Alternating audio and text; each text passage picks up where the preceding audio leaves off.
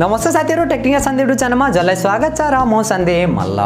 So guys, हजुरहरूलाई पोको C3 को बारेमा त थाहा नै होला। अहिले पनि हाम्रो नेपाली बजारमा अन्डर 15,000 को चाहिँ वान अफ द बेस्ट स्मार्टफोनमा नै सेलिङ भइरहेको छ। त्यसैको सक्सेस पछि चाहिँ फाइनली पोकोले पोको C31 लाई चाहिँ लन्च गरेको छ। पोको C4 आउँछ भन्ने कुराहरु आएको थियो, त्यसलाई चाहिँ स्किप गरेर सिधै C31 लाई चाहिँ लन्च गरेको छ। सो आज यसैको बारेमा चाहिँ कुरा गर्ने छु, के फिचर स्पेसिफिकेसन देख्न मिल्छ र हाम्रो नेपाली बजारमा कहिलेसम्म देख्न मिल्नेछ र के कति प्राइसमा देख्न मिल्नेछ, सम्पूर्ण जानकारी दिनेछु र भिडियो अन्तिमसम्म हेर्नु होला। त्योभन्दा पहिला चाहिँ यदि आजको भिडियो मन पर्यो भिडियोलाई लाइक गरेर तलपट्टि देख्न सक्नुहुन्छ रातो बटन, त्यसलाई थिचेर च्यानल सब्स्क्राइब गर्नु होला र साथमा रहेको नोटिफिकेसन बेल आइकनलाई दबाएर अल नोटिफिकेसनलाई पनि अन गर्नु होला, ताकि मैले जति पनि नयाँ भिडियो अपलोड गर्छु सबैभन्दा पहिला नोटिफिकेसन हजुरलाई मिल्नेछ। ओके, सो गाइज, अब चाहिँ ढिला नगरी आजको भिडियो सुरु गर्न चाहन्छु र पोको C31 को बारेमा कुरा गर्ने हो भने सबैभन्दा पहिला चाहिँ म यसको डिजाइन, डिस्प्ले र बिल्ड क्वालिटीबाट चाहिँ सुरु गर्न चाहन्छु।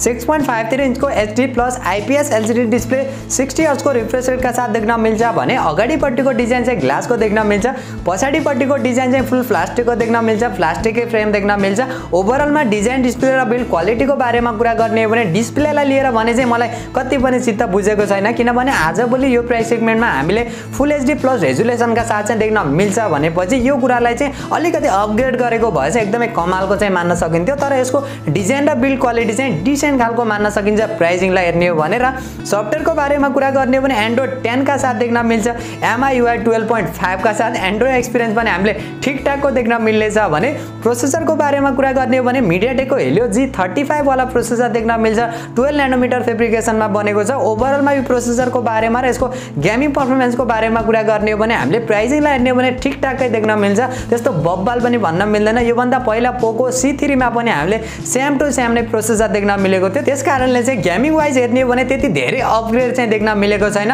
यो कुरालाई चाहिँ अलिकति अपग्रेड गरेर लन्च गरेको भए चाहिँ एकदमै कमालको नै मान्न सकिन्थ्यो भने। क्यामेराको बारेमा कुरा गर्ने हो भने हामीले पछाडिपट्टि 3वटा क्यामेरा देख्न मिलेको छ, जो मेन क्यामेरा चाहिँ 13 मेगापिक्सलको प्राइमेरी सेन्सर, सेकेन्ड र थर्ड क्यामेरा भने 2 मेगापिक्सलको एउटा माइक्रो सेन्सर र एउटा डेप्थ सेन्सर देख्न मिलेको छ भने अगाडिपट्टिको सेल्फी क्यामेरा चाहिँ हामीले 5 मेगापिक्सलको देख्न मिलेको छ।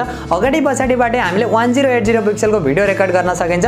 ओभरअलमा क्यामेरा फिचर र क्वालिटी पनि हामीले डिसेन्ट खालको मान्न सकिन्छ भने अरु फिचर र अरु सेन्सरहरुको बारेमा कुरा गर्ने हो भने रियर माउन्टेड फिंगरप्रिन्ट सेन्सर देख्न मिल्छ, फेस अनलक सेन्सर देख्न मिल्छ, 3.5 mm को हेडफोन ज्याक देख्न मिल्छ, डेडिकेटेड माइक्रो SD कार्डको पनि सपोर्ट देख्न मिल्छ, लाउड स्पिकरको पनि सपोर्ट देख्न मिल्छ र अरु सानातिना फिचर सेन्सरहरु सबै देख्न मिल्छ भने ब्याट्रीको बारेमा कुरा गर्ने हो भने 5000 mAh को ब्याट्री देख्न मिल्छ, 10 वाट को चार्जर र माइक्रो USB पोर्ट देख्न मिल्छ।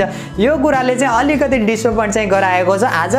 आजको टाइममा चाहिँ 10,000 15,000 को प्राइस सेगमेन्टमा जुन पनि स्मार्टफोनहरु लन्च हुन्छ सबैमा चाहिँ USB टाइप C पोर्ट चाहिँ दिनै पर्छ जस्तो चाहिँ लाग्छ। यो कुरा चाहिँ यहाँ चाहिँ एप्लाई गरेको छैन, यो कुरा चाहिँ मलाई कति पनि चित्त बुझेको छैन भने। भेरिएन्टको बारेमा कुरा गर्ने हो भने इन्डियन मार्केटमा दुईवटा भेरिएन्टका साथ लन्च भएको छ, जो 3GB 32GB र 4GB 64GB का साथ चाहिँ हामीले देख्न मिलेको छ। र नेपाली लन्च डेट र नेपाली एक्सपेक्टेड प्राइसको बारेमा कुरा गर्ने हो भने यो स्मार्टफोन चाहिँ नेपाली बजारमा लन्च नभए पनि केही पनि फरक पर्दैन, किनभने त्यस्तो एक्साइटेड हुनुपर्ने त्यस्तो इन्ट्रेस्टिङ फिचरहरु केही पनि रहेको छैन। यो भन्दा चाहिँ हजुरहरुले पोको C3 मै जाँदा चाहिँ एकदमै बेस्ट हुन्छ। यो भन्दा अलिकति सस्तो प्राइसमा पनि हामीले देख्न मिल्नेछ। अब यसको एक्सपेक्टेड प्राइसको बारेमा कुरा गर्ने हो भने चाहिँ यसको बेस भेरिएन्ट चाहिँ लगभग हामीले 14-15 हजार को चाहिँ एक्सपेक्ट गरिएको छ भने यसको हायर भेरिएन्ट चाहिँ लगभग हामीले 17,000 को चाहिँ एक्सपेक्ट गरिएको छ। यही प्राइसमा पनि नेपाली बजारमा लन्च हुन्छ भने पनि एकदमै ओभर प्राइस चाहिँ मान्न सकिन्छ।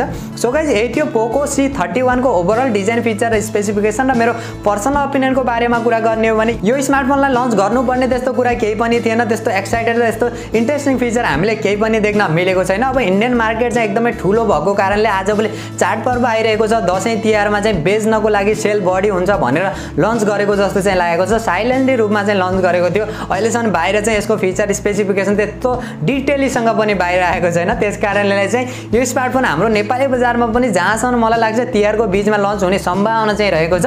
तर यो स्मार्टफोन नेपाली बजारमा लन्च नभए पनि त्यस्तो केही पनि फरक चाहिँ पर्नेवाला छैन। सो गाइज, हजुरहरु पनि यो स्मार्टफोनलाई लिएर कतिको एक्साइटेड हुनुहुन्छ र हजुरहरु मध्ये चाहिँ कसले चाहिँ यो स्मार्टफोनलाई वेट गरेर बस्नु भएको छ त्यो भने कमेन्ट गर्नु होला। र यदि आजको भिडियो मन पर्यो भिडियोलाई लाइक गरेर तलपट्टि देख्न सक्नुहुन्छ रातो बटन, त्यसलाई थिचेर च्यानल सब्स्क्राइब गर्नु होला र साथमा रहेको नोटिफिकेसन बेल आइकनलाई दबाएर अल नोटिफिकेसनलाई पनि अन गर्नु होला, ताकि मैले जति पनि नयाँ भिडियो अपलोड गर्छु सबैभन्दा पहिला नोटिफिकेसन हजुरलाई मिल्नेछ।